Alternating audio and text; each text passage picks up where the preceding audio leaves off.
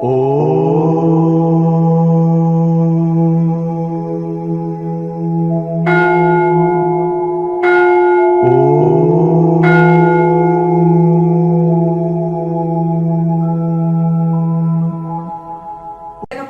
పనులు చేస్తుంటే ఎండ వాన చలి గాలి అన్ని శరీరానికి సహజంగా దానికి బాగా అందేది. అంత ఈజీగా వాళ్ళకు జబ్బు పట్టడం అనేది ఉండదు. చాలా మటుకు సహజంగా చెమట వచ్చేది అన్ని తగ్గుతాయి శరీరానికి. ఇప్పటి కూడా పొలం పనులు చేస్తుంటే రైతులు చూడండి కొన్ని కొన్ని ప్రాంతాల్లో షర్టు అది ఎక్కువ వేసుకోరు.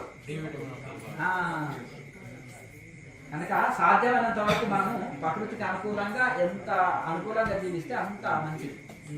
ఇంకేమైనా డౌట్లు ఉంటే అడగండి. స్వామి, ఇప్పుడు ఈ యొక్క వ్యాయామ ముద్రలు అనేది నేను మార్నింగ్ రన్నింగ్ పోతాను. రన్నింగ్ పోయినప్పుడు అన్ని చేసుకుంటారు కదా, ఇంకా ఇక్కడ చేయవలసిన అవసరం లేదు. ఓన్లీ ముద్రలు చేసుకొని ధ్యానం చేసుకోవచ్చా అని చేయొచ్చు. ఇప్పుడు క్రియాయోగం ఉంది కదా, క్రియాయోగం ఒకటి చేసుకొని ఇంకా ఇదేది వ్యాయామం అక్కర్లేదు. మనం ధ్యానం చేస్తుంటాం కదా, ధ్యానం చేస్తుంటే మనకు కలిగే అంటే కొంచెం చాలా మందికి ఏంటంటే ఎక్కువసేపు 2 గంటలు 3 గంటలు ఇలా కూర్చొని అనుకో, ఈ పెద్ద వయసు వాళ్ళు ఉంటారు, ఈ కాళ్ళ నొప్పులు ఉంటాయి, విపరీతమైన నొప్పి ఉంటుంది.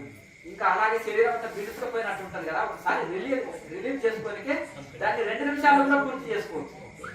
2 నిమిషాల్లో కూడా బాడీ అంతా ఒకసారి జాయింట్ కనిపిస్తున్నాం, ఫ్రీ అయిపోతుంది. మహాముద్ర ధ్యానం నుంచి బయటకు వచ్చినాక మహాముద్ర ఒక సెట్ వేసినాకో టోటల్ గా శరీరం ఫ్రీ అయిపోతుంది. అట్లా అలాగే మన కొంచెం సూక్ష్మమైన అవసరం ఉంటే చేసుకోవచ్చు. ఇది సాధన ముఖ్యం, కానీ సాధన కుదరాలంటే శరీరం కొంచెం మనకు అనుకూలించాలంటే కొంత శరీరానికి పరిశ్రమ కూడా అవసరమే, ఎక్సర్సైజ్ కూడా అవసరమే. ఎందుకంటే శరీరం మనం చాలా ఫిట్ గా ఉంటేనే సాధన ఎక్కువ చేయగలుగుతాం. కనుక ఇది ముఖ్యం. ఇప్పుడు ఆరుముద్ర అనేది చాలా ముఖ్యం. మిగతాది కానీ బాగుంటుంది, ఇవన్నీ చిన్న చిన్న ఎక్సర్సైజ్ ఏంటంటే సాధనలో నుంచి బయటకు వచ్చినప్పుడు ఫ్రీ, కానీ సాధనలో వెళ్ళేటప్పుడు కొన్ని కొత్త వాళ్ళు ఉంటారు, వాళ్ళందరికీ కూడా ఎక్కువ ధ్యానంలో కూర్చోలేని వరకు బాడీ రిలాక్స్ అవుతుంది.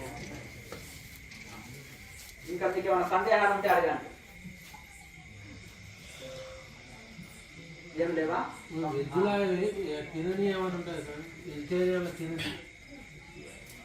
అంటే తినని కూరగాయలు ఏమైనా ఉన్నాయా? అయితే ఇక్కడ చూడండి, ఒక శరీర తత్వాన్ని బట్టి కొన్ని ఒంటికి పడతాయి. ఒకరు వంకాయని చాలా ఇష్టంగా తింటారు, అని వంకాయను నాకు ఒళ్ళు నొప్పులు అంటారు. కొంతమంది ఆలుగడ్డని బాగా తింటారు, కొంతమంది వాతం ఉన్నప్పుడు కాళ్ళ నొప్పులు అంటారు. గోంగూర నాకు చాలా ఇష్టం అంటారు, కొంతమంది నాకు కళ్ళు నొప్పులు అంటే అంటారు. ఒక్కొక్క దాంట్లో ఒక గుణం ఉంటుంది. శరీర తత్వాన్ని బట్టి మనకు జబ్బు ఉంది అనుకో, డాక్టర్ ఏం చేస్తాడు, ఆయుర్వేదంలో పథ్యం చెప్తారు. ఎక్కువ ఆయుర్వేదంలో ఇలా ఈ విధంగా మీరు ఇది తీసుకోకండి అని అంటారు. నిజంగా కూడా ఆయుర్వేదం ఎట్లా అంటే దానికి 50% పథ్యమే క్యూర్ చేస్తుంది. దానికి వ్యతిరేక భోజనం తీసుకోకూడదు, దానికి అనుకూలమైన భోజనం తీసుకోవాలంటారు. ఇప్పుడు ఏ మెడిసిన్ ఇచ్చినా కానీ షుగర్ పేషెంట్కి అయితే కొన్ని నియమాలు ఉంటాయి కదా, ఉప్పు కారం తినకండి, లేకపోతే తీపి పదార్థాలు తినకండి ఉంటాయి కదా. వాళ్ళు టేస్ట్ ఎక్కువ తీసుకోవాలి, ఉప్పు కారం తక్కువ తీసుకోవాలి, కొంచెం పుల్లటి పదార్థాలు వాళ్ళకి మంచి, వాళ్ళకి మంచి ఏదైనా సరే ఫ్రూట్స్ కానీ ఇవి కానీ. కనుక మన శరీర తత్వాన్ని బట్టి అది మనకు ఈ వంట బట్టి తీసుకోవాలి. శరీరానికి వ్యతిరేకమైన తీసుకోవాలి. గ్యాస్ ట్రబుల్ ఉన్నట్టున్నారు అనుకోండి, మామిడి పండు తినాలని కోరిక కలిగింది, ఒక పండు తీసుకుంటే ఏం కాదు, కానీ ఆ రోజు భోజనం చేయకుండా మొత్తం మామిడి పండుతోటే ఉండాలనుకొని 5 తినేసాడు ఆయన. కడుపు ఉబ్బరం అయిపోయింది. ఇక దాని వాళ్ళ భగవంతుడికి తెలుస్తుంది వాళ్ళకి. అర్థమైనా? ఇది తినాలని కోరిక వదిలించలేదు, కానీ అది మాత్రము శరీరానికి పడతలేదు. మరి ఏం చేద్దాం చెప్పండి, చూస్తూ పోతుండాలి.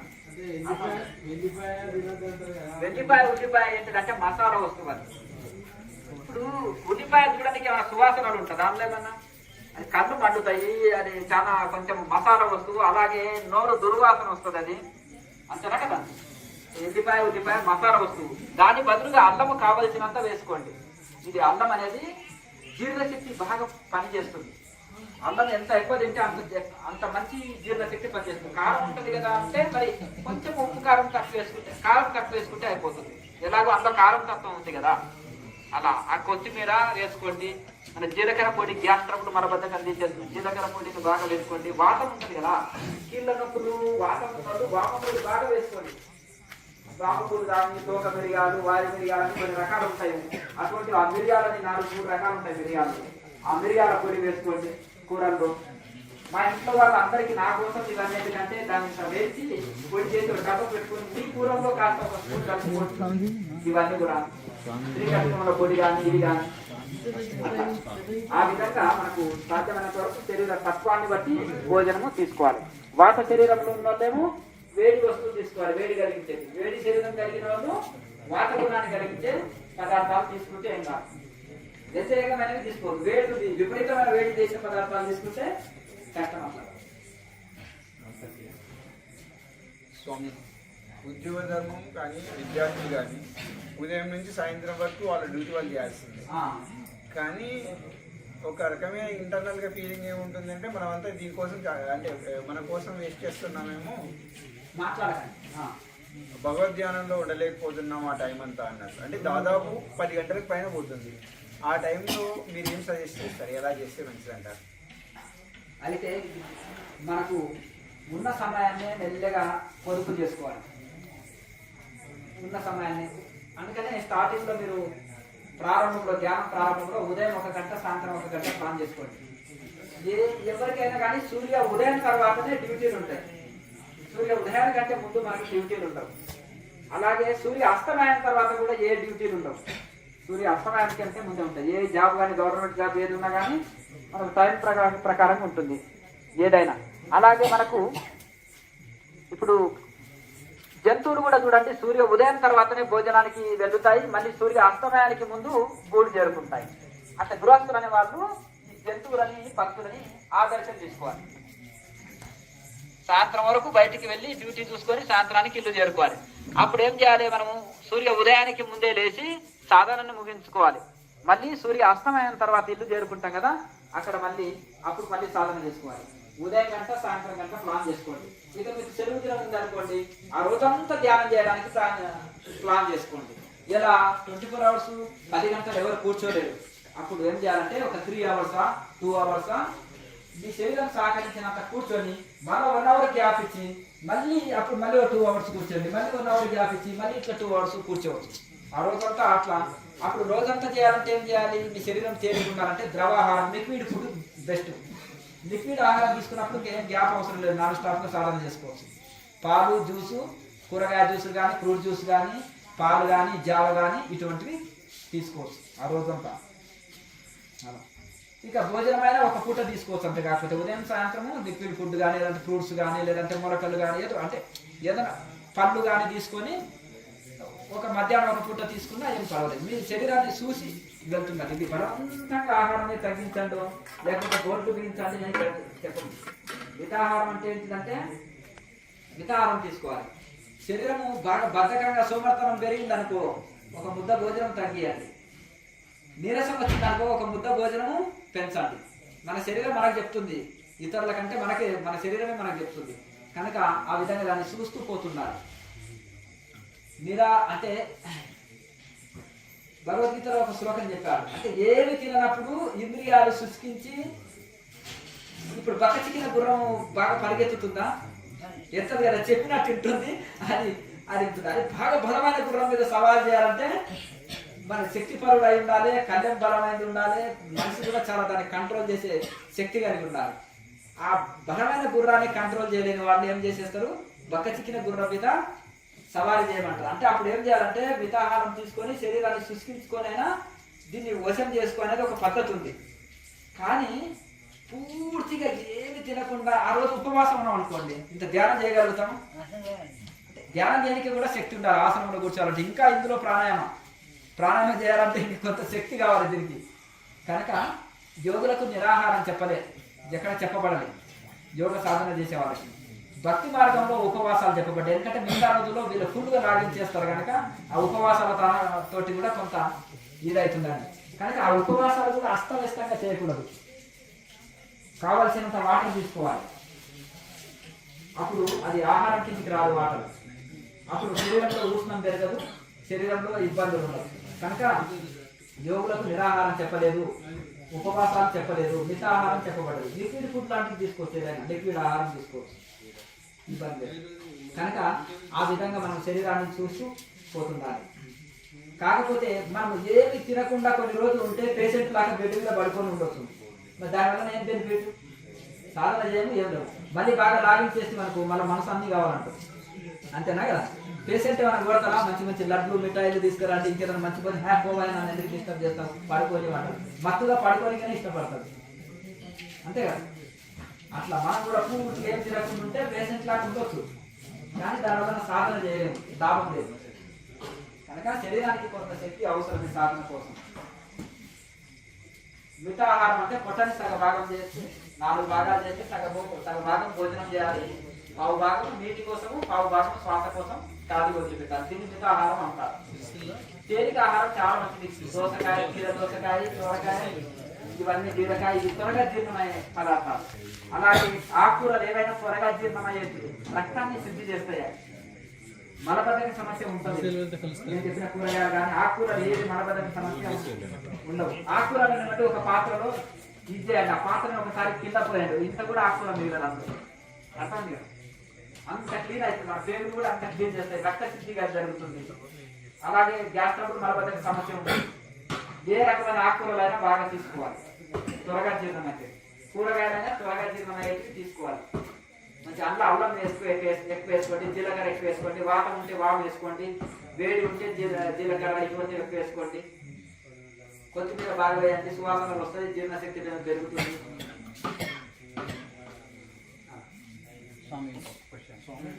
భగవద్ధ్యానంలో ఉంటున్నప్పుడు కొద్దిసేపు అయిన తర్వాత డిఫరెంట్ ఆలోచనలు మారుతుంటాయి. అలా ఆలోచన మారకుండా భగవంతుడి గురించి గుర్తు చేసుకుంటూ ఉంటే ఆ ఆలోచన రాదు. కానీ చాలా మంది నిరాకారంగా ఉండాలి అంటే ఏమి గుర్తు చేసుకోకుండా ఉండాలంటారు. చేసుకోవడంలో తప్పేమై ఉందా? ఆలోచనలు వస్తుంటే విచారణ చేయాలి. రమణవాసి కూడా ఆలోచన వచ్చింది, ఎవరికి వచ్చింది? మనసుకు వచ్చింది. విచారణ చేస్తే మనసు ఎవరు లేనా? మనసు జడమైన పదార్థం కదా అది. మరి అట్లా ఆ విధంగా విచారణ చేయాలి. లేకపోతే దాన్ని బుద్ధగించాలి. చిన్నపిల్లవాడికి ఎన్నో జన్మలు వేస్ట్ చేసిన ఒక మనస ఎన్నో జన్మలు తీసుకొని వేస్ట్ చేసాం. ఈ జన్మ ఎంతో పుణ్యం చేతి వచ్చింది, మానవ జన్మ కొన్నాం. కాస్ట్లీ వెహికల్ తీసుకున్నాక దాన్ని మనం ఎంత జాగ్రత్తగా తీసుకుంటాం. ఈ శరీరాన్ని కూడా ఎంతో పుణ్యం చేత పొందాము. మరి దీన్ని చక్కగా రక్షించుకొని చక్కగా దీని వల్ల సాధన చేసేది ఉంది. మనం టైం వేస్ట్ చేసుకొని ఈ శరీరాన్ని పతనం చేసుకోకూడదు కదా. కనుక అట్లా మనసుకు విచారణ చేయాలి. విచారణతో వివేకం పెరుగుతుంది. వివేకం వలన వైరాగ్యం వస్తుంది. వైరాగ్యంతో మనసు బయటకు వెళ్ళదు. ఇంకా మనసు స్థిరం కావాలంటే ప్రాణాయామ అభ్యాసం కావాలి. శ్వాసే మనసు, మనసే శ్వాస. కనుక ఈ ప్రాణాయామం వలన మనసు నిశ్చలం అవుతుంది. శ్వాసే మనసు, మనసే శ్వాస. విచారణతోటి మనకు మనసుని లయం చేస్తే శ్వాస లయం అవుతుంది. శ్వాసని లయం చేస్తే మనసు లయం అవుతుంది. కనుక మనం విచారణ ఉండాలి. ప్రాణాయామాభ్యాసం, ధ్యానం అందుకని ఏం చేస్తాం. ఆలోచనలు వచ్చినప్పుడు మనం ఎల్లవెల్ల దైవ భావనతో ఉండండి అంటారు. దైవ భావనతో అన్ని పనులు చేయండి, దైవ భావన కలిగి ఉండండి అంటారు. అలాగే ఎల్లవెల్ల దైవ భావం కలిగి ఉండండి. రాసే అందుకని కూటస్థ దృష్టి కలిగి అన్ని పనులు చేయండి అంటారు. అంటే కూటస్థంలో ఆకుల చక్రంలో మనోప్రాణులు నిలుపుకొని అన్ని పనులు చేస్తూ దైవ భావనతో ఉండాలి. అక్కడ మనోప్రాణులు నిలిచినప్పుడు మనసు ప్రసన్నంగా ఉంటుంది. అక్కడ మనోప్రాణులు నిలపకపోతే శ్వాస చంచల స్థితిలో ఉంటుంది. కూటస్థంలో నిలిపితే స్థిర స్థితిలో ఉంటుంది. ఆ స్థిర స్థితిలో మన వలన ఏ కార్యం జరిగినా శుభ కార్యమే. ఇప్పుడు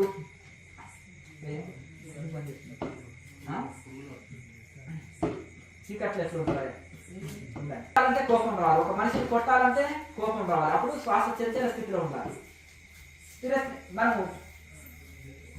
మనం లేవగానే నీళ్ళలోకి వెళ్ళి లేవగానే నిశ్చలంగా ఉంటాం. ఎంత ప్రసన్నంగా ఉంటాం. రాత్రి పూట ఒక మనిషి ప్రశాంత స్థితిలో నిద్రపోతుంటాడు. ఎందుకు? శ్వాస నెమ్మది నడుస్తుంటుంది. అందుకని శ్వాసని స్థిరం చేసుకోండి అంటారు లాయ మాస. అందుకనే కూటస్థ దృష్టి కలిగి ఉండాలి. కూటస్థంలో మనో ప్రాణులు నిలుపుకొని ఉండాలి.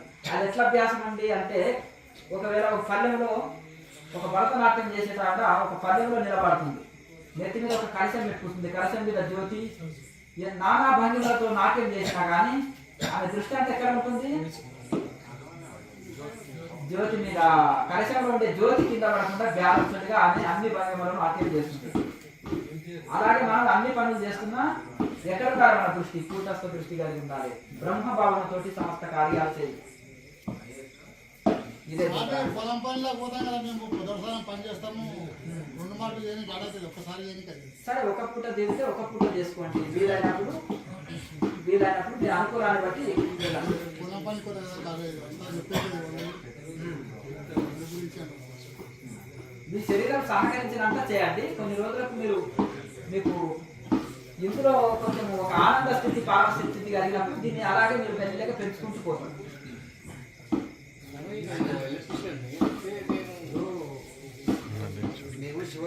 నేను రోజు ఈ సాధనలు చేస్తూ ఉన్నాను. అంటే నేను మీ దగ్గరకు వచ్చి ఒక 1 month అవుతుంది. అంతకుముందు చేస్తూ ఉన్నాను ఏదేదో సాధనలు. కానీ నేను ఏ సాధన చేసి ఎంత కష్టపడుతున్నా జనం దగ్గర నేను ఎవరికి వెళ్ళినా వాళ్ళకు నేను చిరాకుగా లేకపోతే ఒక ఏదో ఒక దృష్టిగా చూస్తాను. కానీ నేను ఎంత కష్టం చేసి అడిగినా సార్ అంటే నా సాధన తప్ప లేకపోతే ఎన్ని రోజుల నుంచి చేస్తున్నావు సాధన? ఎన్ని రోజుల నుంచి చేస్తున్నావు? నేను ఒక 2 years అయిపోయింది. 2 years 3 years అయిపోయింది. ఇక్కడికి వచ్చి మీ దగ్గరకు వచ్చి ఒక 1 month అయింది. 1 month అయింది. అదే ఇప్పుడు కొత్తగా క్రియాయోగంలోకి వచ్చిన కూడా మీరు గతంలో ఏం సాధన చేస్తున్నారో ఎన్నో నానా రకాలుగా అయిపోయినాయి. చాలా మటుకు ఏంటంటే సరే మనం ఏదో కొన్ని జ్ఞానం వలన గొప్ప ఫలితాలు వస్తాయంటే ఆకర్షితులమని వెళ్తాం. ఎవరైనా అదే మనం మంచి బెనిఫిట్ పొందాలి, మనశ్శాంతి పొందాలి, ఆరోగ్యం పొందాలి, సంకల్ప శక్తి పెంచుకోవాలి, కొన్ని మన కోరికలు నెరవేర్చుకోవాలి, కొన్ని ఆశయాలు ఉంటాయి కదా ప్రతి మనిషికి. స్టూడెంట్స్కి ఉద్యోగం రావాలనుకుంటుందో లేకపోతే మంచి ర్యాంక్స్ సంపాదించుకోవాలి, ఇంకా కొంతమంది ఇక్కడికి ఉంటాయి కదండి వ్యాపారం డెవలప్ చేసుకోవాలి. దీని వలన సంకల్ప శక్తి పెరుగుతుంది అని ఇక్కడ అక్కడ కొన్ని మాటలు ఇది ధ్యానానికి ఆకర్షితులైపోతుంది. కానీ ఆకర్షితులైపోయినప్పుడు అది చెప్పే మెడిటేషన్ ఎటువంటిది, అది రైట్ మెడిటేషనా కాదా అనేది దాన్ని ఇది చేయాలి. ఇప్పుడు క్రియాయోగంలోకి మొన్ననే వచ్చింది కదా, రెగ్యులర్ గా సాధన చేయండి. చేసినప్పుడు ఒక డ్యూటీ అనేది ఒక పనిని దేవుడు లాగా భావించాలి. భావించి అది చేసినప్పుడు ఆటోమేటిక్ గా ఒకవేళ మనము న్యాయం అంటే న్యాయబద్ధమైన మనం ఒక పని చేసినాం అనుకోండి, అధర్మంగా అడగద్దు, ధర్మంగా అడిగి ఇది చేయొచ్చు. కొంతమంది లోపులు ఉంటారు, అర్థమైంది కదా, ఏం లేదు ముట్టిగా చేతి కష్టమే కదా అన్నట్టుగా కూడా సరిగా ఇవ్వరు. అది కొంతమంది మాకు అంత దూరం నుంచి వచ్చిందంటే 10 అడిగితే 15 నుంచి పంపుతారు. అట్లా అవన్నీ భౌతికం అదంటే కానీ మనము కరెక్ట్ వర్క్ చేయాలి. యాక్సిడెంట్లు అవుతున్నా డబ్బులు తీసుకొని ఇంటికి వెళ్ళాలి. కరెక్ట్ గా ఉన్నప్పుడు కొన్ని కర్మానుసారంగా వస్తుంటది. మనకు యాక్సిడెంట్ జరిగింది, రోగం వచ్చింది, నొప్పి వచ్చింది అంటే కర్మానుసారంగా. కోటీశ్వరులకు అయితే లేవా, మాల వేసిన వాళ్ళకి అయితే లేవా, ఒక్కొక్కసారి కాలు చేతులు తిరుగుతున్నాయి మాల వేసి వెహికల్ తీసుకొని పోతే. సహజంగా కర్మానుసారంగా ఇవన్నీ వచ్చిపోతుంటాయి. ఎవరిని వదలదు ఇది, అర్థమైంది కదా. సుఖము దుఃఖము ఎవరిని వదలదు. అంతగా ఎవరి మీద భ్రమ పడడం మొదలే చెప్పేయండి, ఈ వరకు ఇంత అవుతుంది, ఇంత అయితే చేయించుకోండి, లేదంటే ఆ వాళ్ళకి గొడవ లేదు. ఇప్పుడు ఆటో తీసుకున్నావు, మొదలే ఆయన చెప్తాడు అయ్యా అక్కడికి వెళ్ళాలి, ఓకే మీటర్ ఏమంటావా ఇంత అవుతుంది అని చెప్తాడు. అప్పుడు ఆయనకి మాట్లాడుకున్నావు అంటే చెప్పిన ఆటోమేటిక్గా ఇలా ఇచ్చేస్తాడు. ఇంకా సమస్య లేదు కదా, మొదలే మాట్లాడుకుంటే దాంట్లో సమస్య ఉండదు. Okay right. ఇంకా నెక్స్ట్ మీకు ఏమైనా డౌట్ ఉంటే అడగండి. మేము ప్రతి సంవత్సరము శివదీక్ష తీసుకుంటాం నాయన. 10 సంవత్సరాలు అవుతున్నది. శివాలయం కట్టించిన అక్కడ భోజనం చేసేలాంటి అందరికి వేడివేడిగా ఇప్పుడే చేశారు వాళ్ళు, భోజనాలు కూరలు ఉన్నాయి, భోజనం చేసేలాంటి మంచిదండి. చెల్లి ఇక్కడ పైకి పెట్టాలి. వస్తాం మళ్ళీ సమయం కుదిరితే కంపల్సరీ. చాలా సంతోషం. బాబాజీ దైవాలు, బాబాజీ దైవాలు. సంతోషం. భోజనం చేసి వెళ్ళండి, లేట్ అయింది కదా మళ్ళీ ఇంకా అయితే.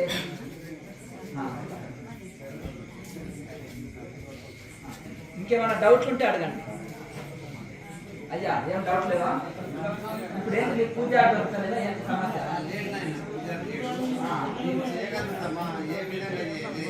చదవచ్చా? చదువు రాదు.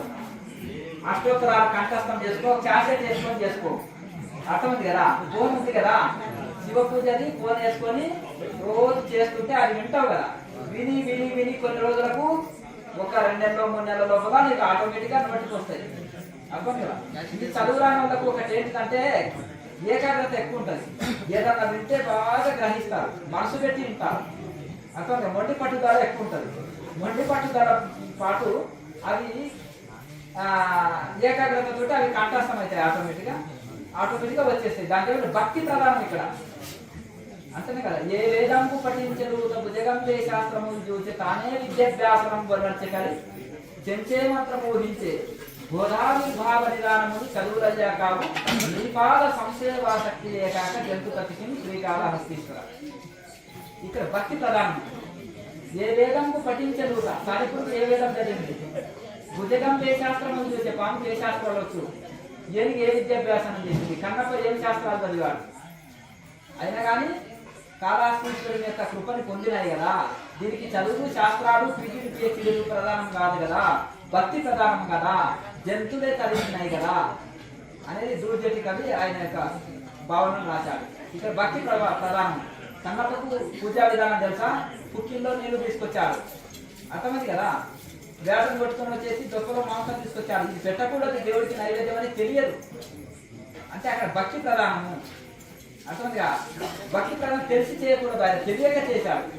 అదే పనిగా తెలిసి నిషిద్ధ కార్యాలు చేయకూడదు. కానీ తెలిసి చేసినా భగవంతుడు, తెలియక చేసినా కానీ అతని భావాన్ని గ్రహిస్తాడు. అంటే నేను భగవంతుడికి అభిషేకం చేయాలి, పూజ చేయాలని ఆవేదన తపన అతను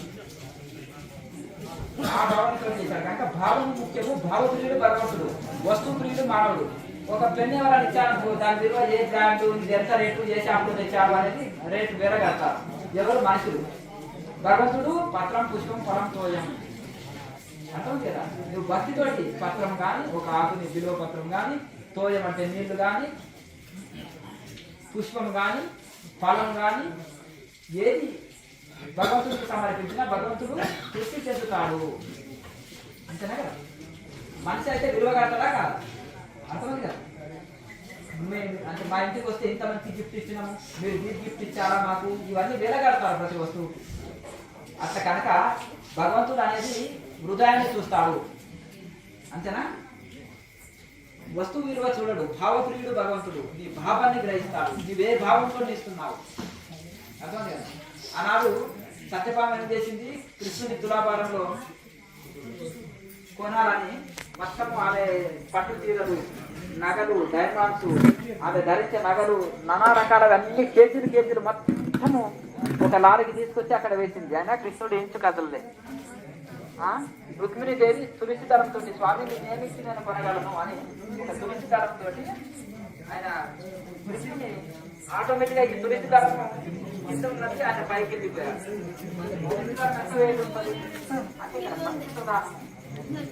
ప్రసన్నుడు అవుతాడు భగవంతుడు. అందుకనే భావప్రియుడు భగవంతుడు. మీ భావాన్ని గ్రహిస్తాడు. నాకు ఈ శాస్త్రం, ఆ శాస్త్రం భావాన్ని చూడకండి. శంకరాచార్య ఒక శ్లోకంలో రాశాడు, శివానంద నది సందర్భంలో ఎలా చేస్తాడు? అన్నీ నాకు ఏమి శాస్త్రాలు రావు, నాకు ఎలా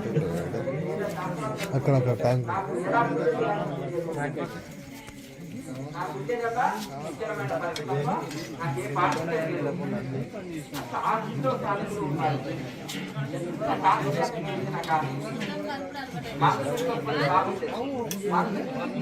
చేసే వాళ్ళు వాళ్ళకి శాస్త్రాలు ఇవన్నీ పరిచయం చేస్తున్నాం.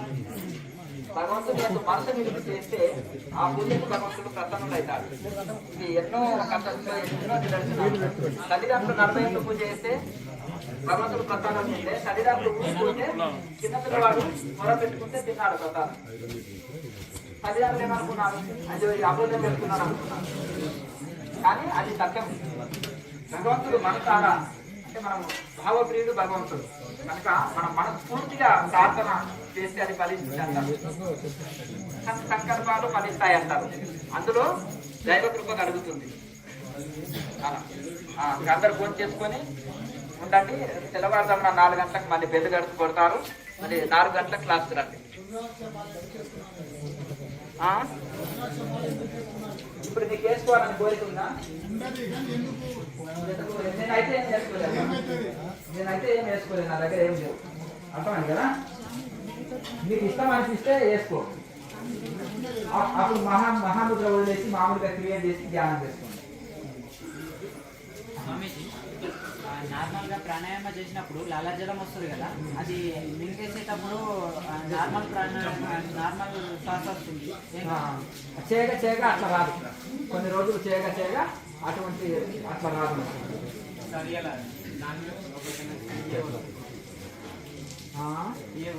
వస్తుంది మరి. నాలుక చిన్న నాలుకని తగిలినప్పుడు ఒక మధురమైన ద్రవం వస్తుంది, లాలాజలం.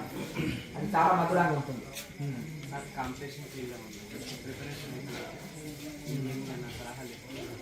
బాగా చదువుకోవాలి. మెడిటేషన్ ఖాళీ ఉంటే మెడిటేషన్ చేసుకోవాలి. మిగతా అప్పుడు చదువుకోవాలి. చదివే తపస్సు. చదివే కాలంలో చదివే తపస్సు. అర్థం కదా. ఒక తపస్సులాగా చదివితేనే వాళ్ళు అనుకున్నది సాధిస్తారు. ఇప్పుడు కాంపిటీషన్ ప్రపంచం. అర్థమైంది కదా. పూర్వకాలం దాకా లేదు, చదువుకున్న వాళ్ళు తక్కువ, 5 చదివినా ఉద్యోగం వచ్చేది, 10 చదివినా ఉద్యోగం వచ్చేది అప్పట్లో. ఇప్పుడు పరిస్థితి లేదు. అన్ని పీజీలు పిహెచ్డీలు పట్టుకున్నా కానీ ఇంకా ఎన్నెన్నో వాటికి కాంపిటీషన్ ఉంది కనుక ఈ కాలానికి అనుకూలంగా మనం కూడా రెడీ ఉండాలి, బాగా కష్టపడి చదువుకోవాలి. కుండలిని యాక్టివేషన్ అయ్యేటప్పుడు శరీరంలో కలిగే అనుభవాలు ఎలా ఉంటాయి? మొత్తం నేను చెప్తే మరి మీరేం చెప్పినట్టు క్వశ్చన్ నాకేసినట్టుంది మీరు. అర్థమైందిగా. అట్లా కూడా చెప్పిన ఆన్సర్స్, క్లియర్ క్వశ్చన్స్ ఆన్సర్స్. దాంట్లో కొంతమంది ఏంటంటే తప్పుగా ఉట్టిగానే ఏదో నిద్ర వచ్చినప్పుడు ఇట్లా జర్క్స్ వస్తాయి అనుకోండి, దాన్నే ఏమో ఈ యొక్క కుండల్ని యాక్టివేట్ అయింది అందుకని నాకు జర్క్స్ వస్తున్నాయి అంటే, నాయన అవి కుండల్ని జర్క్స్ కాదు, నిద్రా జర్క్స్. అర్థమైంది కదా. నిద్రా జర్క్స్ తులి పడడం, ఇటువైపు ముందుకో వెనక్కికో తులి పడతాను, అది అంటారు. ఇటువైపు అటువైపు ఇది అవుతుంటాయి. అంటే బాడీలో ఎలాంటి పరిణామాలు చాలా శరీరం తేలిక అవుతుంటుంది, నిద్ర మత్తు రమ్మన్న రాదు, ఈసాకు వారిపోవడం తూలిపోవడం అనేది ఏముండదు, చక్కగా ఉండగలుగుతారు. కదలికలు మనకు స్పష్టంగా తెలుస్తుంటాయి లోపల. యోగం చేస్తున్నాం కదా, దాన్ని కట్టుకునే శక్తి మనకు ఉంటుంది. ఇప్పుడు అది ఒకటి ఏమంటారు, మనకు ఆ శక్తి యోగం మనకు ఇస్తుంటుంది.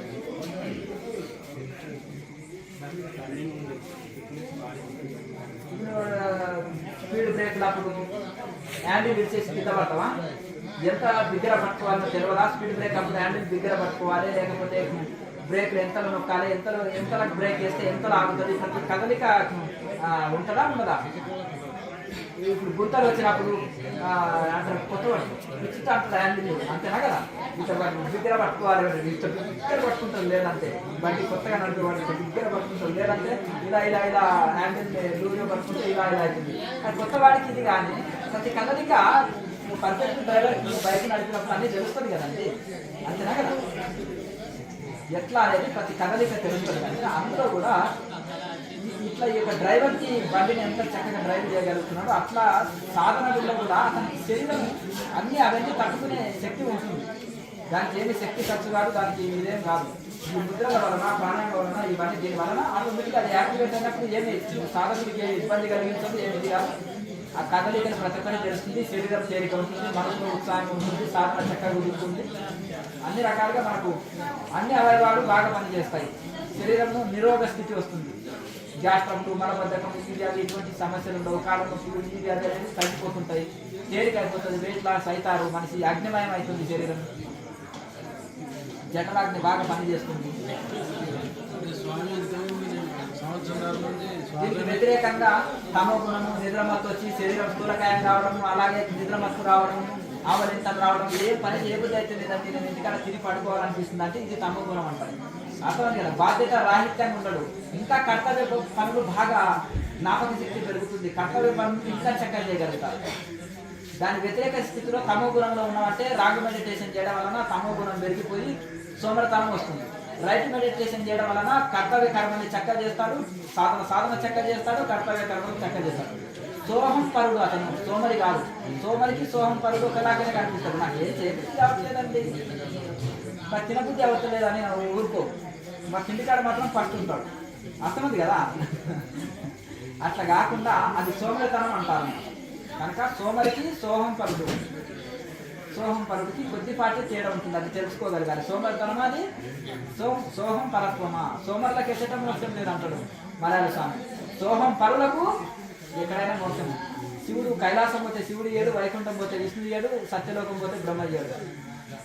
కష్టించి శ్రమించి సాధన చేసే వాళ్ళకే కరకల అమలకం లాగా ఉంటుంది. అరచేతిలో ఉసిరికాయలాక అది మనకు మోసం మన చేతిలో ఉంటుంది. అంటే ఇంత సంవత్సరం మేము శ్వాస మీద చేయాలంటే నేల మీద చేస్తాం, కాకపోతే అందులో కొంత బీపీ ఉండే 50% కంట్రోల్ అయింది. ఇప్పుడు ఈ క్రియ ద్వారా పూర్తి కంట్రోల్ చేస్తాం. మరి ఇక్కడ ఎందుకు వచ్చినావు మరి? ఈ క్రియ చేద్దామని వచ్చిన. మళ్ళీ ఇంకేదాన్ని ఇంకొక ఆయన చెప్తారా? అది వస్తారు మామూలుగా ఉంటుంది. దాంట్లో జనరల్ వన్ డేలోనే నన్ను యాక్టివేట్ చేసి పంపుతానంటాడు. అట్లయితే గంట దూరం చేస్తాను, కాళేశ్వరం చర్చలని చాలా ఇప్పుడు సెంటర్స్ అంటున్నా చాలా ఒక ఆయన ఏం చేసేస్తాడు, మన చక్రాల మిషన్ అందులో కూడా వచ్చినాయి ఇప్పుడు. అర్థం చక్రాలు యాక్టివేట్ చేస్తాను, ఇది నమ్ముతున్నారా? అది ఏం పోలేరా? మరి ఎంత తీసుకుంటాను చక్రాలు యాక్టివేట్ కోసం? ఏం అడగలేదు. మిషన్లు ఉన్నాయన్నరా? ఓహో అతనా, చాలా మంచిదే. మరి ఎందుకు ఊరికే సాధన నీకు ఎందుకు ధ్యానం చేస్తున్నావు? ఆ చక్రాలు పెట్టుకొని యాక్టివేట్ చేసుకుంటే అయిపోయారు. ఊరికే ఎందుకు ఊరికే అంతేనా కదా? ఆయన ధ్యానం చేస్తారా మళ్ళా? మరి ఆ ధ్యానం అందరికేమో చక్రాలు యాక్టివేట్ చేస్తారా, ఆయన మాత్రం ధ్యానం చేస్తారా? మరి అది ఆ చక్రాల మీద అది పెట్టుకొని యాక్టివేట్ చేసుకోవచ్చు కదా. మరి ఇక ధ్యానం ఎందుకు చేయాలి? ఒక ఆయన అన్నాడంట, నా ఆఖరికి ఇంత అన్నం పెట్టండి, మీ ఆఖరికి మాత్రం మూలిక ఇస్తే ఆకలి లేకుండా చేస్తుంది. మీరు నాకు అన్నం ఎందుకు చెప్తున్నారంటే నేను మూలిక ఇస్తున్నా కదా, నా మూలిక బదులు అన్నం పెట్టండి. ఎంత తెలివి జనాలకు ఏమనుకుంటుందంటే, అయ్యో ఇదేమి చిత్రము, ఆకలి లేని మూలికనా, చాలా విచిత్రంగా ఉంటుంది. మనం ఆకలి లేకుండా తిందాం ఈ మూలిక, ఆకలి సమయంలో ఆకలి లేకుండా తిందాము అని అది తీసుకుంటున్నారంట అందరూ. ఒక్కరికి కూడా ఆలోచన వస్తలేదు. ఏమయ్యా మీరు సాధువు గారు ఇల్లు తిరిగి అమ్మ ఇంత అన్నం పెట్టండి, మీ ఆకలికి మూలిక ఇస్తా, నా ఆకలికి అన్నం పెట్టండి అని ఎందుకు అంటున్నారు? అది మీరే ఆ మూలిక తిని మీ ఆకలి లేకుండా చేసుకోవచ్చు కదా, అంత శక్తి ఆ మూలికలో ఉంటే అని అడగొచ్చు కదా. అదేం చిత్రము, అయ్యో ఆకలి లేకుండా ఉంటుందా, అదేదో తీసుకుందాం, మనం ఇంత అన్నమే కదా ఆయన అడిగేది, మనకు మూలికే తీసుకుందాం అంటున్నారు. అంటే ఇట్లా ఇక్కడ ప్రశ్న వస్తలేదు. నాయన మీరు ఎందుకు ధ్యానం చేస్తున్నారు, ఊరికే ధ్యానం ఎందుకు ప్రచారం చేస్తున్నారు, ఊరూరు తిరిగి ఆ చక్రాల మిషన్ అందరు చక్రాల మీద పెట్టి పాపం ఆ చక్రాలు యాక్టివేట్ చేస్తే, ధ్యానం చేస్తే వచ్చే ఫలితం చక్రాలు యాక్టివేట్ అవుతుంది, గొప్ప స్థితి అందుకుంటాం కదా. చక్రాలు యాక్టివేట్ అయినాయి అంటే ఉత్తమ శిఖరాలు అందుకున్నట్టు, అంతేనా కదా? అంతేనా? మరి ఆ చక్రాలని అందరికి ఓపిక ఉండదు. కొంతమంది పేషెంట్ ఉంటాడు, వాళ్ళు చేయలేరు, ఇంకోరు ఉంటారు కదా. అందరికి టోటల్గా ఆ చక్రాలని ఆ మిషన్ పెట్టేసి చక్రాలు యాక్టివేట్ చేసుకోరాదా, ఈ ధ్యానం ఎందుకు ప్రచారం చేస్తున్నావు, అది ఆ పెద్ద పెద్ద నిర్మాణాలు ఎందుకు కట్టుకోవాలి, ఊరికే ఇదేదో ఫ్రీగా లేదా, 10 రూపాయలు డబ్బులన్నీ ఇచ్చేస్తారు, అంతేనా కదా? మరి నీవు కూడా ఊరికి ఎందుకు ధ్యానంలో కూర్చుంటున్నావు, ఆ చక్రాల మిషన్ తోటి యాక్టివేట్ చేసుకుని హాయి ఉండగా ఎంటర్టైన్మెంట్ పొందక మళ్ళీ ఎందుకు నాయన ఇవన్నీ నీకు అని ప్రశ్నిస్తే దానికి ఏం జవాబు చెప్తారు?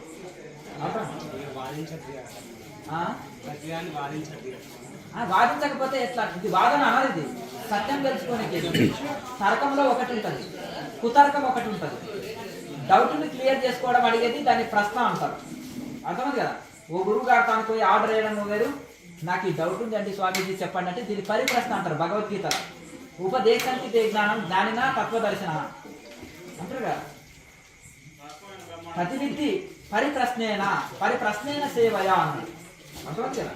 ఆ పరిప్రశ్నతోటి తెలుసుకోవచ్చు దీన్ని, కానీ ఆర్డర్ వేయద్దంటారు. ఇంకొకటి నేను ఇక్కడ మరి మీకు డౌట్లు తెలుసుకోకపోతే ఎట్లా? నువ్వు ప్రశ్న ఎట్లా అంటున్నా అంటే కుతర్కం చేస్తలేవు, దాన్ని కుతర్కం చేయకూడదు. కానీ తర్కశాస్త్రాన్ని కూడా నేనే అన్నాడు కృష్ణ పరమాత్మ. అంటే పరమాత్మ తత్వం తెలుసుకునే కోసము మనం తర్కించుకుంటాం కదా, చర్చిస్తాం కదా, దాన్ని ఆ చర్చని ఆ తర్కాన్ని కూడా నేనే అన్నాడు. మరి ఆ యొక్క తర్కము చేయండి. ఇప్పుడు విచారణ ఉంటుంది, విచారణలో అంతా తర్కించుకోవడమే కదా. నేను కన్ను అవుతున్నా, నేను వేదాంతంలో ఉంటుంది, నేను కన్నే ధ్యానంగా ధ్యానించు, నేను చెవునే ఆత్మగా ధ్యానించు, నాలుకనే ఆత్మగా ధ్యానించు, కాలునే ఆత్మగా ధ్యానించు, మనసునే ఆత్మగా ధ్యానించు అని నారదుల వారికి ఎన్నో రకాలుగా సనక సనందనలు పరీక్షలు పెడతారు. ఆయన అన్ని శాస్త్రాలు చదివిపోయి ఉంటాడు, కానీ ఆయనకు ఆత్మశాంతి లేకపోయినప్పుడు, స్వామి కన్ను లేకుండా నేను ఉన్నాను కదా, ముక్కు లేకుండా నేను ఉన్నాను కదా, ఈ ఇంద్రియాలు ఎట్లా నేను అవుతాను, ఇవి లేకుండా వికలాంగుడిగా ఉన్నాను కదా అంటే, ఆహా తెలివైన వాడు, సరే మనసునే ఆత్మంగా భావించు అంటాడు. మనసు కూడా జడమే కదా స్వామి, ఇట్లా బుద్ధి ఆత్మగా అంటే ఇవన్నీ కూడా మనసు, బుద్ధి, చిత్తము, అహంకారం వీటిని ఆత్మగా భావించంటాడు. ఒక్కొక్కటి ఇస్తాడు. ఇచ్చినప్పుడు ఆయన కొన్ని రోజులు ధ్యానం చేసి ఎట్లా నేను ఈ మనసును అవుతాను అంటాడు. మళ్ళీ పోయి బుద్ధిని ఆత్మగా ధ్యానించంటే బుద్ధిని ఎట్లా అవుతానని విచారణ చేసి, అంటే వీటన్నిటికీ సాక్షిగా ఉండి వీటికి శక్తి ఇస్తుంది. చూడండి, ఇవి ఇప్పుడు ఇంద్రియాలు నడవాలంటే శక్తి కావాలి. దేని వలన శక్తి పొందుతున్నాయి? ఆత్మ ద్వారా శక్తి పొందుతున్నాయి. ఆత్మశక్తి వలన ఇంద్రియాలు పనిచేస్తున్నాయి, కానీ ఇంద్రియాల శక్తి వలన ఆత్మ పని చేయట్లేదు. సూర్యుని వలన అన్ని వస్తువులు తెలుసుకుంటున్నాం, కనిపిస్తున్నాయి, కానీ ఈ వస్తువుల వలన సూర్యుడిని చూడలేదు. అలాగే ఒకసారి ఈ ఇంద్రియాలన్నీ నేనే గొప్ప, నేను కన్నుని నేను లేకపోతే నడవదు, నేను పన్నుని నేను నడవదు, నువ్వు నవలాలు ఏది నవ్వులు తినాలన్నా నేను గొప్ప, నేను కాలుని నువ్వు ఎక్కడ వెళ్ళాలన్నా నడుస్తావు, నేను లేని నడవదని ఇవన్నీ యుద్ధం చేసినాయంట. యుద్ధం చేసి చివరికి అంటే నేనే గొప్ప అనుకుంటే అప్పుడు యుద్ధము లాస్ట్కి వచ్చేసి సరే నువ్వు ఇంపార్టెంట్ అంటున్నావు కదా, 1 సంవత్సరం నువ్వు లీవ్ తీసుకొని వెళ్ళిపో, నువ్వు లేకపోతే నేను పనులు చేసుకోగలుగుతానా అని అన్నారంట. కన్ను పోతే గుడ్డివాడు లాక్కున్నాము, చెవిటి పోతే చెవిటివాడు లాక్కున్నాము, కాలు పోతే కుంటివాడు లాక్కున్నాము, మొత్తం మీద అయితే ఉన్నాము. ఇక లాస్ట్కి అన్నీ వెళ్ళిపోయి వచ్చినాయి. ఓహో నేను అంత ఇంపార్టెంట్ కాదు కదా, నేను లేకున్నా పని నడుస్తుంది అని మళ్ళీ వచ్చేసినాయంట. లాస్ట్కి ఉండి ప్రాణం ఉండి ఇక నేను వెళ్ళొస్తాను నా వంతు పోతే అయ్యో నీవు లేని మాకు ఉనికే లేదు. ఈ ప్రాణం యొక్క ఉనికి ద్వారానే ఇవన్నీ ఉన్నాయి, నీ వలనే మాకు శక్తి అందుతుంది, నీవే లేకపోతే మాకు లేవు. అందుకనే ఈ ప్రాణం అనేది ఇంపార్టెంట్ అనేది టోటల్గా తెలుసుకున్నాయి అన్నమాట. కనుక ఈ లోపల ఆ ప్రాణశక్తి జీవాత్మ, అదే మనం అయి ఉన్నాము. కనుక మనము ఏది ఆత్మగా భావించాలి అంటే ఇప్పుడు ఇంద్రియాలు కాదు, ఆ యొక్క ప్రాణశక్తిని, అదే జీవాత్మ. కనుక మనము మరి జడమైన శరీరం కాదు అని తెలుసుకుంటాం. దానివల్ల అంటే దీనివల్ల ఎట్లా వస్తుంది విచారణ. ఈ విచారణ వలన మనము అడిగి తెలుసుకోవచ్చు, చర్చించవచ్చు, దీని గురించి విచారణ చేయొచ్చు ఇవన్నీ. లేకపోతే ఏది చెప్తే అది బుద్ధిగా నిజ అవుతావా? ఏదైనా ఒక వస్తువు ఇచ్చింది అనుకో, షాప్లోకి వెళ్ళినాక ఇదే బ్రాండెడ్ అన్నావు అనుకో, నమ్మేస్తావా? గతంలో నువ్వు ఆ వస్తువు వాడి ఉంటే నీకు అవగాహన ఉంటే, లేదంటే ఇది ఇలా ఉండదు, అది నాకు అదే వస్తువు ఉంటే చెప్పు, లేకపోతే ఇంకో షాప్కి వెళ్తా అంటావు అంతవా? ఎందుకు ఈ వస్తువులో నీకు పరిజ్ఞానం ఉంది. అందుకని గొప్ప వేదాంతులు, యోగీశ్వరులు అనే వాళ్ళు ఏదైనా ఉల్టా ఒక సాధకుడు వచ్చి జవాబు చెప్పినా, ఉల్టా ఏదన్నా ఎవరైనా ప్రచారం చేసినా ఇది తప్పు నాయన అని ఖండిస్తారు. ఏమైనా బంగారు షాప్లో ఏదంటే అది అంటావా, మిషన్ మీద పెట్టి ఇట్లా చేస్తే అది 24 ఏది అనేది తక్కువ తేల్చి చేసి మిషన్ వచ్చింది చెప్పేస్తుంది కదా, అది భౌతిక వస్తువులకి అర్థం కదా. ద్వైతం అంటే జీవుడు వేరు దేవుడు వేరు అనేది, అద్వైతమే జీవుడే దేవుడు అయి ఉన్నాడు. ద్వైతంతో స్టార్ట్ అయ్యి అద్వైతంతో ముగుస్తుంది. ద్వైతం అంటే స్టార్టింగ్ ఇంకా పూర్తి ఉద్యోగం రాలే, చదివే స్టేజ్. ఉద్యోగం వచ్చినాక అద్వైతం అర్థమైంది కదా. ఇంకా చదవంతా అయిపోయింది, ఇంకా చదివేది ఏం లేదు అతను. ఉద్యోగం వచ్చేసింది. అంతా ఒకటే, అంతా నేనే అయి ఉన్నాను, నేనే అందరిలో ఉన్నాను, నా ఆత్మనే అందరిలో ఉన్నప్పుడు ఇంకా భేదభావం లేదు కదా. ఇంకేమైనా అడుగుతారా అప్పుడు ఆ ఋషి? ఏం కులం అండి మీది, ఏ గోత్రం అండి, ఏ ఊరండి, ఏ ప్రాంతం అండి, ఇవన్నీ ఉండదు. ఇంకా అంతా నేనే అయి ఉన్నాను. అది అన్ని ద్వైతంలోనే ఇవన్నీ వస్తాయి, వ్యవహారాలు అంటారు అక్కడక్కడ. అంతంగా ఏకం, నిత్యం, విమలం, అచరం అంతా ఒకటే, ఇంకా రెండోది లేదు అక్కడ. ఏకమే, అంత ఏకమేవ అద్వితీయం పరబ్రహ్మ, అంత అద్వితీయమైన పరబ్రహ్మ ఒకటే ఉంది. నేహన నాస్తి కించన, దానికంటే కూడా కించిత్ పదార్థం కూడా భేదం లేదు, ఏది వేరు లేదు, అంత ఒకే పరబ్రహ్మం అయి ఉన్నది అనేది అనుభవం చెందినాక అది అద్వైత స్థితిలో ఉంటారు. ద్వైతంతో స్టార్ట్ అవుతుంది, భేదభావంతో స్టార్ట్ అవుతుంది, నేను వేరు నువ్వు వేరు అనే స్థితిలో ఉంటుంది. దేహమే నేను అనే భావనతో స్టార్ట్ అవుతుంది. తర్వాత దేహం నేను కాదు, ఆత్మస్వరూపమే నేను అనేది దాంతో ముగుస్తుంది సాధన. సమీజీ ప్రాణాయామ సరిగా చేస్తున్నావా లేదా అని తెలుసుకున్నాను. శ్వాస సరిగా వెళ్తున్నావా? ఆగి తీసుకోకూడదు, దీర్ఘంగా తీసుకోవాలి, ఏకదాటిగా తీసుకోవాలి. ఎక్కువసేపు తీసుకోగలిగితే పర్ఫెక్ట్ చేస్తున్నామని. ఇంకా చిన్నగా చేస్తున్నామంటే చిన్నపిల్లవాడు ఏబీని వంకర దిద్దుతాడు, ఆయన తర్వాత దిద్దగా చక్కగా దిద్దుతాడు, 4 రోజులకు ఏబీ రాయగలుగుతాడు. మీరు దాని గురించి ఏమి ఇది కావచ్చు. హఠయోగం అష్టవ్యస్తంగా చేస్తే సైడ్ ఎఫెక్ట్లు ఇబ్బంది అవుతుంది. క్రియాయోగంలో అట్లేం లేదు. మీరు ప్రాణాయామ వచ్చి రాకుండా మెల్లమెల్ల చేసేటప్పుడు ఎవరు ఏ పని మొదటి రోజు పర్ఫెక్ట్ చేయరు. చేయగా అదే సెట్ అయిపోతుంది. ఒక 1 మంత్లో మీరు దీర్ఘ శ్వాసక్రియను చేయగలుగుతారు, ఎక్కువసేపు తీసుకోగలుగుతారు, ఎక్కువసేపు వదలగలుగుతారు, పర్ఫెక్ట్ చేయగలుగుతారు. అది అప్పుడు మీకు ఒక ఆనంద స్థితి కలుగుతుంది. ఒక పైపులోకి మనం గాలిని వదిలితే ఎంత పైపులో ఒక సౌండ్ ఎంత ఫ్రీగా నడుస్తుందో అలా మీ శ్వాస బ్రీతింగ్ లెవెల్స్ అట్లా ఉంటాయి. అంటే ఇప్పుడు వాళ్ళకి ఏం పని లేదు, అది కొయ్యడం తీయడం అంతే. భస్త్రిక ప్రాణాయామ రెగ్యులర్ చేయండి సరిపోతుంది. కొంతమంది ముక్కులో సైనస్ ప్రాబ్లం వల్ల, డస్ట్ ఎలర్జీ వలన, సిటీల్లో ఉండే పొల్యూషన్ వలన ఏం చేస్తా అంటే ఈ ముక్కులో ఆ ముక్కులో కొంచెం ఏంటంటే కొవ్వు పెరిగిపోవడము, లేకపోతే సైనస్ ప్రాబ్లం వస్తుంటుంది. ఇంకా కొంతమందికి ఏంటంటే కొంచెం జలుబు వలన, సర్ది వలన అందరికీ 2 ముక్కులో సమానంగా ఆడవు. దాని వలన మనం ఫ్రీ కట్టుకోము అంటారు.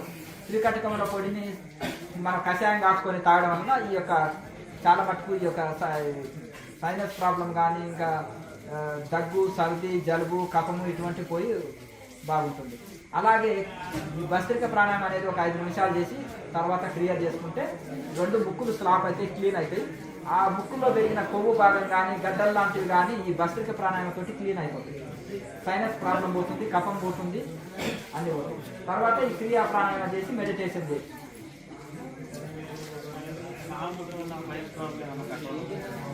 Piles problem.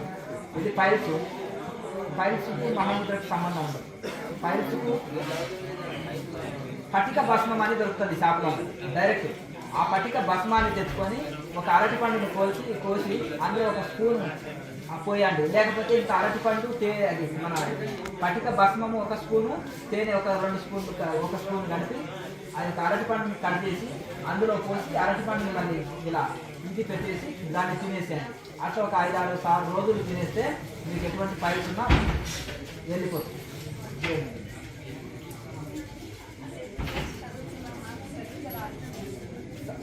క్రియ బాగా చేస్తే ఏకాగ్రత పెరుగుతుంది, మెమరీ పవర్ బాగా పెరుగుతుంది, అప్పుడు మంచి ర్యాంకులు సంపాదించుకుంటారు. అర్థమైందా? ఇప్పుడు విద్యార్థులకు చాలా మంచిది, వాళ్ళకి మెమరీ పవర్ పెరగాలి కదా.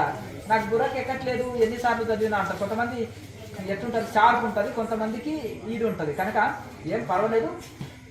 ఇప్పుడు ఈ యొక్క మెడిటేషన్ ఎవరైతే చేస్తారో వాళ్ళకి మైండ్ షార్ప్ అవుతుంది, మెమరీ పవర్ పెరుగుతుంది. స్టూడెంట్స్కి చాలా ముఖ్యం. కనుక అలా మీరు చాలామంది ఏమంటే టైం వేస్ట్ కదా, ఈ లోపల బుక్ చదవచ్చు కదా అని అంటారు. ఇప్పుడు సరే 10 గంటలు చదివిండ్రు, బుర్రకి ఎక్కట్లేదు, మరి దానికంటే వీళ్ళకి 1 గంట సేపు మెడిటేషన్ చేశారనుకో, ఉదయం గంట సాయంత్రం గంట చేశారు, 2 అవర్స్ పక్కకి తీసిపెట్టు. 1 అవర్ చదివే లోపలనే మొత్తము వాళ్ళకు ఇక్కడ ఫీడ్ అయిపోయింది. 2 అవర్స్ మెడిటేషన్, 1 అవర్ ఇది 3 అవర్సే కదా, 7 అవర్స్ సేవ్ అయినట్టే కదా. మరి 10 అవర్స్ పట్టుకున్నా కానీ ఏది బుర్రకి ఎక్కట్లేదు బుక్, అంతేనా కదా. మెమరీ పవర్ పెరిగింది కదా ఇక్కడ, మరి టైం సేవ్ అయిందా, లాస్ అయిందా? దానివల్ల ఇంకోటి హెల్త్ పరంగా కూడా వాళ్ళు చాలా షార్ప్గా ఉంటారు, యాక్టివ్గా ఉంటారు, చాలా మంచి సెల్స్ అన్ని బాగా పనిచేస్తుంటాయి, అన్ని చాలా ఆరోగ్య సమస్యలు కూడా ఉండవు. అట్లా కనుక ఈ యొక్క విద్యార్థులకి మంచి ఏకాగ్రత కలిగిస్తుంటుంది. తప్పకుండా విద్యార్థులు మరి చిన్న పిల్లలు అయితే చేయలేరు, కానీ కనీసము ఒక 8, 9, 10 సంవత్సరాల నుంచి చేయొచ్చు, క్రియ చేయొచ్చు. అంతకంటే చిన్నపిల్లలు గ్రహించలేరు. హాస్టల్లో ఉంటే ఎందుకు కుదరదు, కళ్ళు మూసుకొని కూర్చోవాలి, వీళ్ళు వాళ్ళు ఎక్కిరిస్తారేమో, అమ్మో ఇది యోగిని అయిపోతుందో లేకపోతే ఏమి అయిపోతుంది, యోగా చేస్తున్నట్టే. ఒక పని చేయండి, ధ్యానం అంటే వాళ్ళకి అర్థం కాదు, యోగా అని చెప్పండి. ఎందుకంటే మెమరీ పవర్ పెరుగుతుంది, అలాగే తర్వాత హెల్త్ ఇష్యూస్ ఉండవు, చాలా మంచిది. మీరు కూడా చేస్తే మంచిది, నాకు బెనిఫిట్ కనిపిస్తుంది, మీరు కూడా ట్రై చేయండి అని అట్లా ఒక మాట చెప్పేసి వదలాలి. యోగా అంటే అందరికీ అవగాహన కలిగింది, అర్థమైంది కదా. ఇంకెవరైనా 4 రోజులు కామెంట్ చేసినా వదిలిపెట్టాలి, అర్థమైంది కదా. చిన్నపిల్లలు ఏమో అంటారు కదా, కొన్ని అంటారు కదా, కొన్ని అంటారు, అవి వదిలేసేయాలి, దాని గురించి పెద్ద పట్టించుకోవద్దు.